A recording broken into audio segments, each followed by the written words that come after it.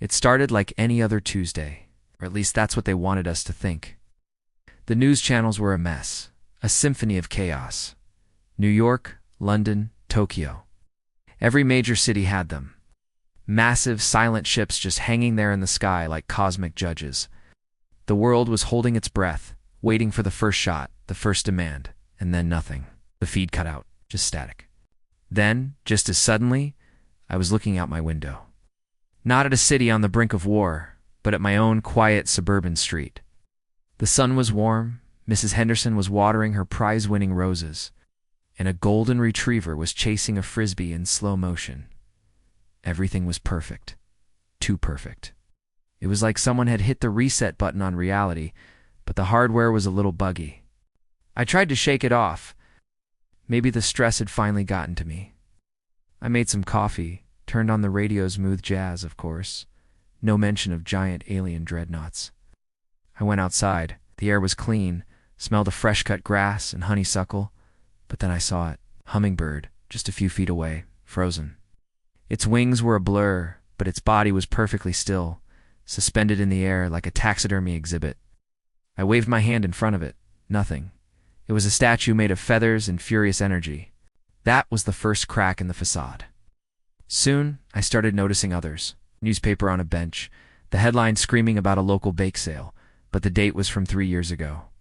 I saw a kid on a bike, pedaling furiously but not moving an inch. I glanced at my watch. The second hand was ticking, but it was going backward. 1, 2, 3 seconds into the past. Psst. My heart started hammering against my ribs. This wasn't real, none of it. I needed to get out, to find an edge to this beautiful, terrifying snow globe I was trapped in. I just started walking, then jogging, then running. I ran past the smiling neighbors who didn't blink, past the cars paused at green lights, past the perfect rows of identical houses. The farther I went, the more the glitches intensified. A tree would pixelate at the edges before snapping back into focus. A whole block of houses flickered out of existence for a second, revealing a grid of pure white light underneath before they returned. My gut told me to head downtown. There was a center to this illusion, a power source. It would be there. As I got closer, the air began to buzz, a low hum that vibrated in my bones. The picture-perfect downtown square was empty. Right in the middle, where the old clock tower should have been, was something new. It was a spire, tall, slender, and made of a material that seemed to drink the sunlight. It pulsed with a soft, internal blue and violet light, casting strange, shifting shadows that didn't match the angle of the sun. The humming was loudest here. This was it. This was the source. This was the lie. I don't know what I was thinking. Maybe I thought I could break it. Maybe I thought I could wake everyone up. Maybe I just couldn't stand the silent, screaming wrongness of it all for another second. My hand trembled as I reached out. The air grew thick and heavy, resisting my touch. Every instinct screamed at me to turn back, to go back to my perfect house and my backward ticking watch.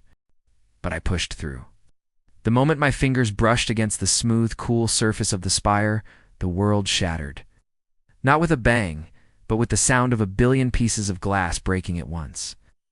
The warm sun vanished, replaced by an angry, bruised purple sky. The idyllic suburban homes dissolved into the war-torn ruins of a city under siege. The silent, smiling neighbors were gone, and in their place were people running, screaming. The air, once smelling of honeysuckle, was now thick with smoke and the metallic temps of fear. The world unfroze. The hummingbird I saw zipped away. The kid on the bike finally moved, only to swerve and crash as a chunk of debris fell from the sky. The clock on my wrist started ticking forward again, each tick a drumbeat of doom. I looked up. The sky wasn't just filled with the ships from the news reports. It was choked with them, an armada, 10 times, 100 times larger than before, blotting out the stars. Their weapon ports were glowing, all aimed down at us.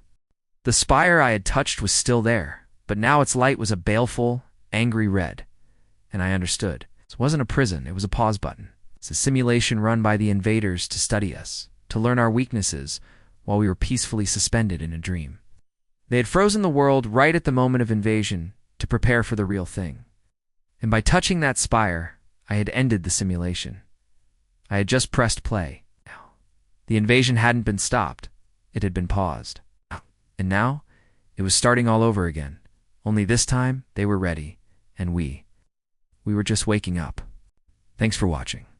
If you enjoy stories that twist your perception of reality, make sure to hit that subscribe button and ring the bell so you don't miss what happens next. See you in the comments.